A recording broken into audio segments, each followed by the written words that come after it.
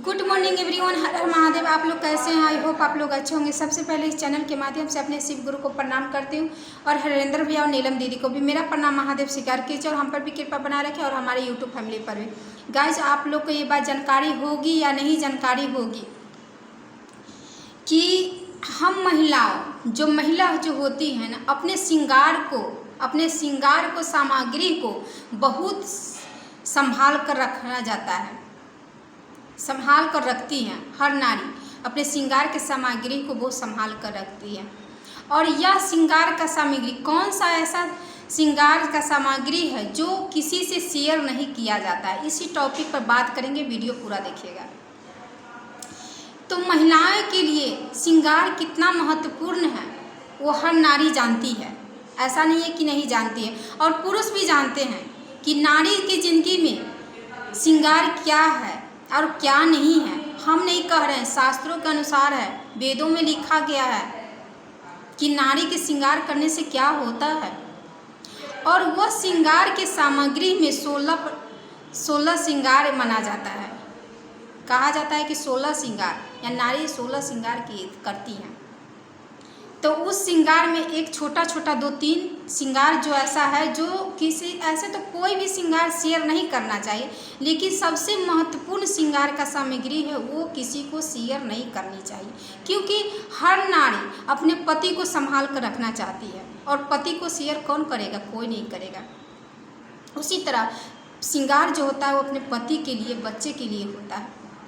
लोग कहता है ना कि मांग का सिंदूर होता है वो पति के लिए होता है। बिल्कुल, ये तो होता है, पति के लिए होता है, लेकिन मांग का सिंदूर जो यहाँ से होता है नाक से, तो वो बेटे के लिए होता है, पीछे होता है पति के लिए होता है सिंदूर में।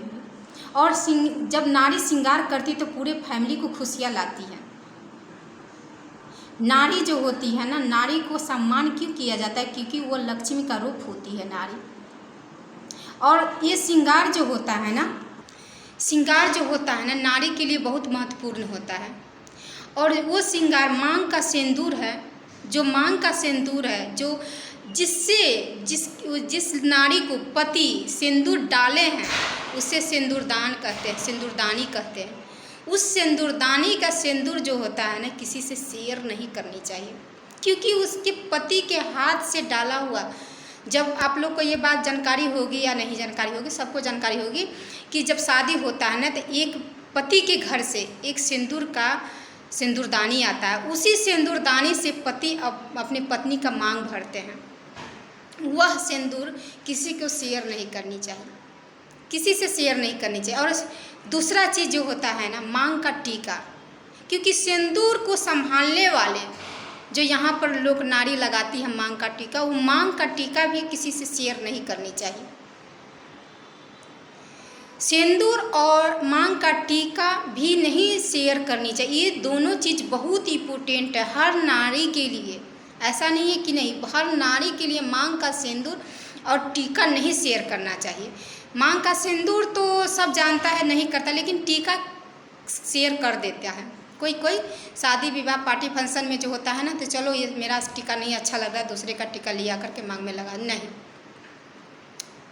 नहीं लगानी चाहिए। जो जिनके पास जानकारी नहीं है वो दे भी देते हैं और ले भी लेते हैं।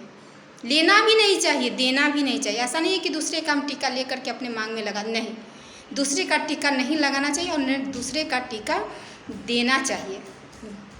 और दूसरा, मांग का सिंदूर और टीका नहीं शेयर करना चाहिए। और दूसरा और चीज़ भी है, लेकिन और चीज़ थोड़ा बहुत शेयर कर सकते हैं। और हाथ का चूड़ी, हाथ का जो चूड़ी होता है ना, वो कभी किसी को शेयर नहीं। हाँ, ऐसे घर में रखा हुआ है, श्रृंगार की चीज़ हम दान कर सकते हैं, किसी को दे सकते हैं, हर नारी को दे सकते हैं, अच्छा नारी को दे सकते हैं, ब्राह्मणी को दे सकते हैं।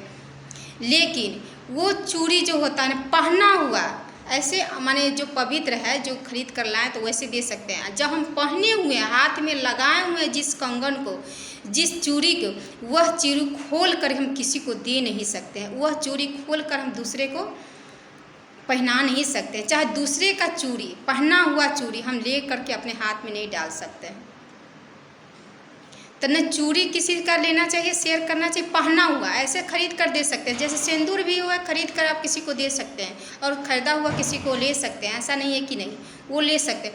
लेकिन जिस चीज़ से पति मांग में सिंदूर डाले हैं, जिस सिंदूरदानी से मांग में सिंदूर डालें, उस सिंदूरदानी का सिंदूर कभी भी शेयर नहीं करना चाहिए। ऐसे तो कोई भी सिंदूर नहीं शेयर करना चाहिए, लेकिन थोड़ा बहुत चल सकता है दूसरा सिंदूर। लेकिन पति का दिया हुआ जो शादी के वक्त पति के घर से आया हुआ सिंदूरदानी है ना, उस सिंदूर को शेयर नहीं करना चाहिए। हाथ का चूड़ी नहीं शेयर करना चाहिए, मांग का टीका नहीं शेयर करना चाहिए, ये सब नहीं शेयर करना चाहिए। चलिए, वीडियो बहुत बड़ा, ऐसे श्रृंगार का सामान तो कोई भी नहीं शेयर करें, लेकिन थोड़ा बहुत चल सकता है, कर सकते हैं, लेकिन नहीं, श्रृंगार है तो जितना संभाल कर रखिए वही इतना अच्छा रहता है। चलिए, वीडियो बहुत बड़ा हो जाएगा, एंड करती हूँ। ओके गाइस, आप लोग को समझ में आ गया होगा। अगर अच्छा लगा होगा तो शेयर ज़रूर कीजिएगा, लाइक सब्सक्राइब कमेंट कीजिएगा, क्योंकि बहुत उम्मीद के साथ मैं यहाँ बैठी हूँ। Okay guys.